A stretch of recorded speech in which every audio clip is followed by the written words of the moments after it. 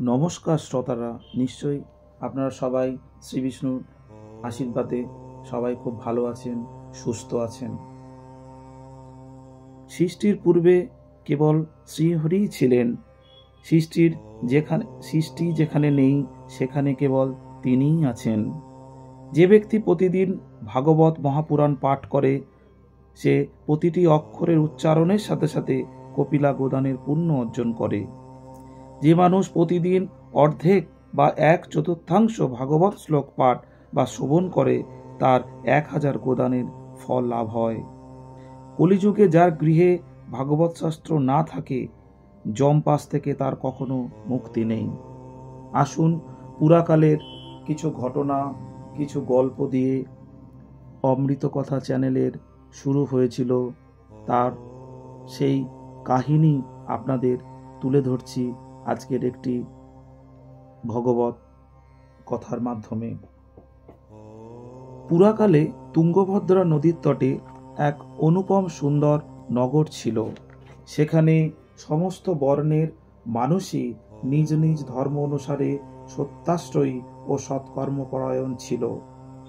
সেই নগরে সর্ববেদ বিশেষজ্ঞ এবং শ্রৌত স্মার্ত কর্মনিপুণ আত্মদেব নামক এক ব্রাহ্মণ বাস করতেন।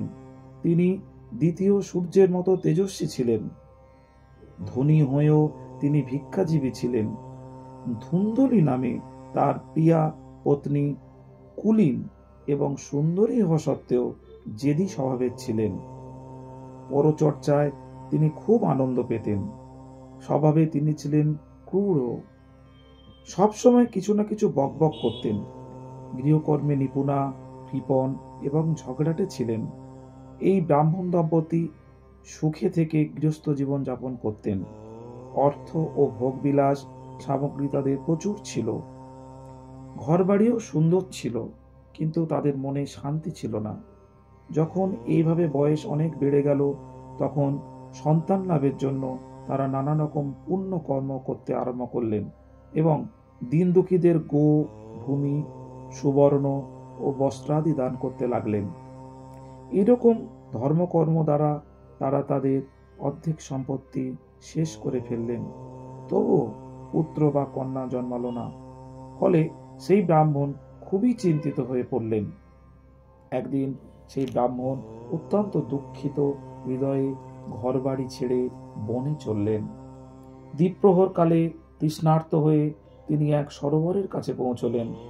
সন্তানের অভাবজনিত দুঃখে তার দেহ অত্যন্ত কৃশ হয়ে গিয়েছিল। তাই ক্লান্ত হয়ে জলপান করে তিনি ওখানেই বসে পড়লেন। প্রায় 1 ঘন্টা পরে ওখানে এক সন্ন্যাসী মহাত্মা এলেন। ব্রাহ্মণ যখন দেখলেন যে সন্ন্যাসীর জলপান শেষ হয়েছে তখন তিনি তার কাছে গেলেন এবং প্রণাম করে দাঁড়িয়ে দীর্ঘশ্বাস ফেলতে লাগলেন।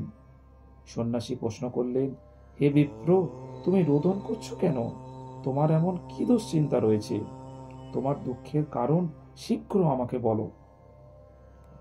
ব্রাহ্মণ বললেন, প্রভু, আমার পূর্বজন্মের সঞ্চিত পাপের কথা কি আর বলবো। আমার পাপে সব শেষ হয়ে গেল। দেবতা ব্রাহ্মণেরা আমার দেওয়া জিনিস প্রসন্ন মনে গ্রহণ করেন না। সন্তানের অভাবে আমি এত দুঃখী যে আমি সবকিছু শূন্য দেখছি। আমি প্রাণত্যাগ করার জন্য এখানে এসেছি।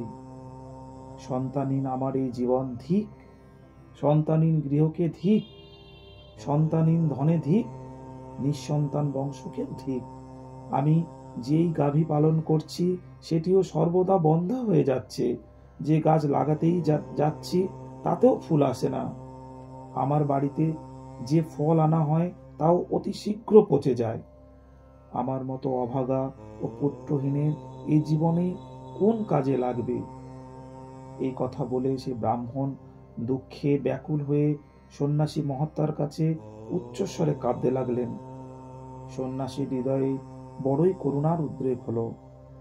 তিনি যোগনিষ্ঠ ছিলেন। ব্রাহ্মণের ললাট রেখা দেখে তিনি সবই জানতে পারলেন এবং বিস্তৃতভাবে সব বলতে লাগলেন। সন্ন্যাসী বললেন, হে বিপ্র, পুত্র লাভের এই মোহ তুমি ত্যাগ করো।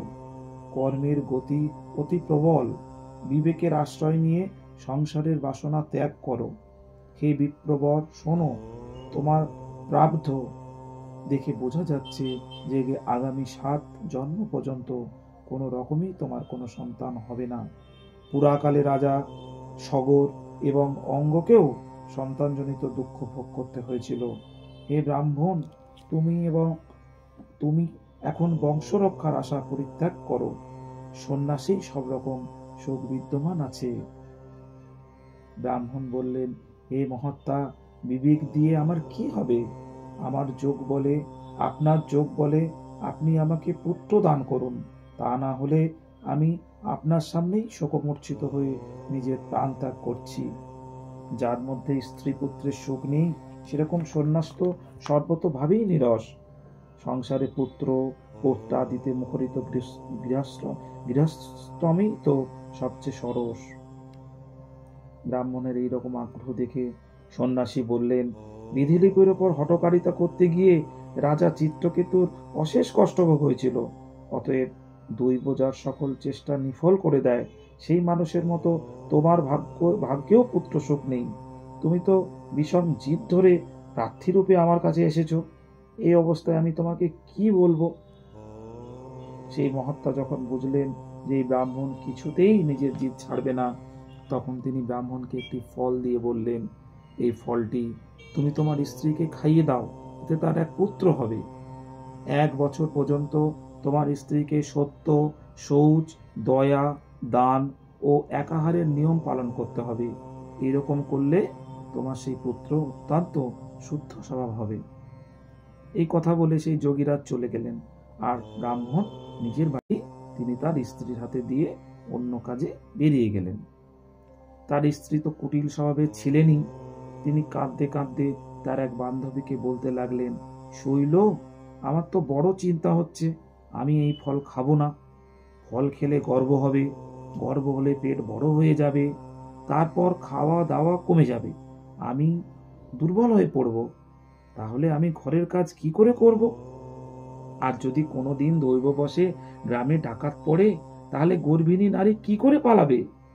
সুখদেবের মতো গর্ভ যদি পেটের মধ্যেই থেকে যায়, তবে তাকে বের করা যাবে কি করে? আর যদি প্রসবের সময় সে বাঁকা হয়ে বেরিয়ে আসে, তাহলে তো আমার প্রাণ সংশয় হবে। এমনিতেই প্রসবের সময় ভয়ানক যন্ত্রণা হয়, আমি সুকুমারী হয়ে সেই যন্ত্রণা কি করে সহ্য করব? আমি যখন দুর্বল হয়ে পড়ব, তখন আমার ননদরা এসে বাড়ির সব জিনিসপত্র নিয়ে চলে যাবে, আর এই সত্য শৌচাদি নিয়ম পালনও তো আমার পক্ষে কঠিন। যে নারী সন্তান জন্ম দেয়, সেই সন্তানকে লালন পালন করতেও তো তার খুব কষ্ট হয়। আমার বিবেচনায় তো বন্ধা বা বিধবা স্ত্রীরাই সুখী। এটুকু থাক আজকে শ্রোতাবৃন্দ, আগামীকাল এরপরে আবার শোনাবো। ভালো থাকবেন, ভগবানের ইচ্ছায় সুচিন্তা মগ্ন থাকুন, ভালো থাকুন। নমস্কার, জয় শ্রীকৃষ্ণ।